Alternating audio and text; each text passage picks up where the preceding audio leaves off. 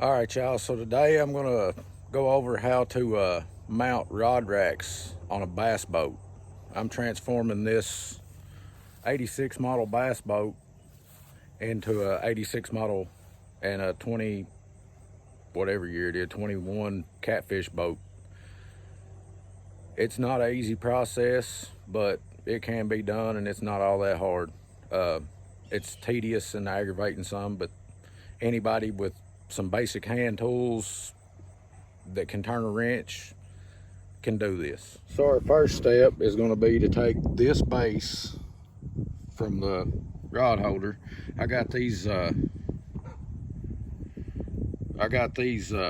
multi bars from a buddy of mine that took them off of a boat, and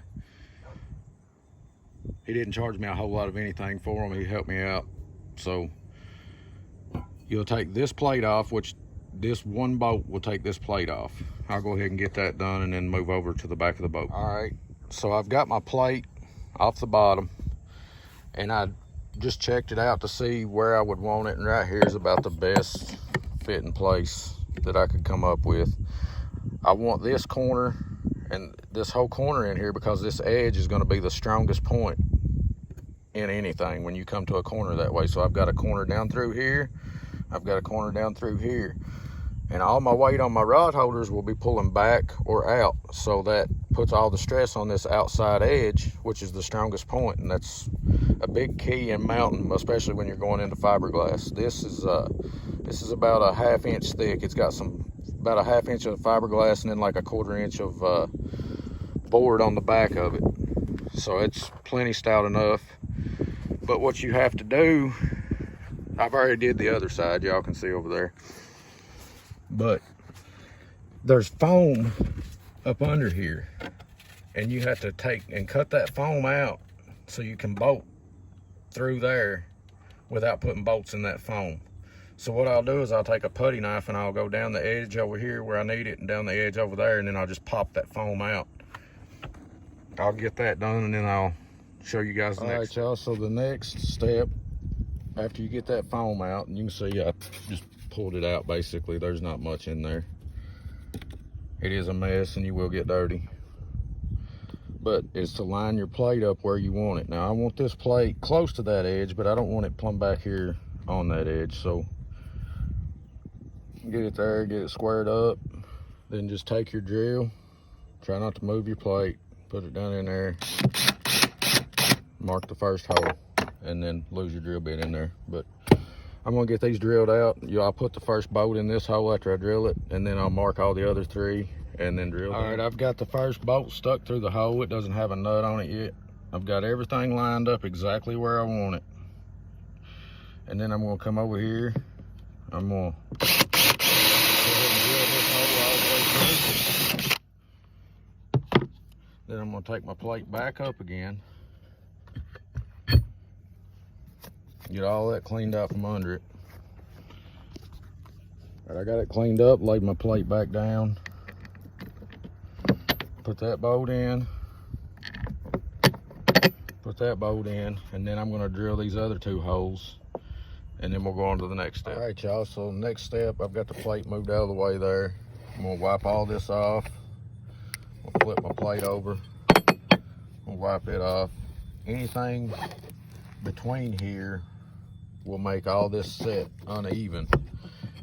And if you've got, say, I mean, my finger's a big example, but if you've got something under there, when you bolt it down, it's gonna cause a weakness and it's gonna wanna teeter-totter. So just wipe it down, all that little dirt and debris that gets in there when you drill. Take your plate, line your holes up as close as you can. I'm gonna put 3 of these bolts in from the top like this.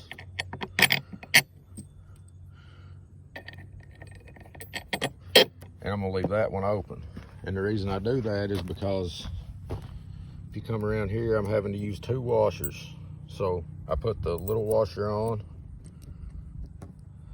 and then I'll put the big washer on. And that little washer does nothing but keep that big washer. That big washer is the ticket. That's the key to the thing right here. It sits in against that fiberglass and makes it cover a bigger area. And spreads the strain of it all out evenly. And then I'll put my bolts in through the bottom, which it's a pain to get in there. I'll show you. I'll see if I can get around here and show y'all. I've got to get my hand in there in that little hole around all them wires and then reach up in there to that plate to get the bolt through the hole. And that'd be impossible to do with just trying to put the washers and the nut on underneath there. But I'll get this bolted on. All right, y'all, so I got the plate bolted on. The next step is going to be to mount the T-bar to the plate, but I'm not going to tighten anything up. These bolts are tight. The bolts here that bolt the plate down are tight. And then this bolt through the middle, I will leave it loose so I can adjust stuff the way I want it. All right, y'all, I got everything adjusted pretty close to the way I want it. You can see I already had the other side done, so I knew about where I wanted everything anyway. I've got to get my rod holders on there and get them all tightened down, and then I'll show you the end product right here in just a second. All right, guys, so we got the T-bars mounted up. Look over my pile of junk over there. I've got everything out of my boat piled in my kayak right now, but I've got them mounted up, and the way I've got it set up is this rod here on the far end is set up for a suspended rod. I'm set up to pull a board here. I can either pull a board here or drag this straight behind the boat, and then I can suspend this rod here. And I've got the other side set up the same way. But that's the basic process. You have to adjust and play with everything as you go. I'm sure I'll end up changing some of this out, but I'll catch you guys in the next video. It should be mounting a trolling motor.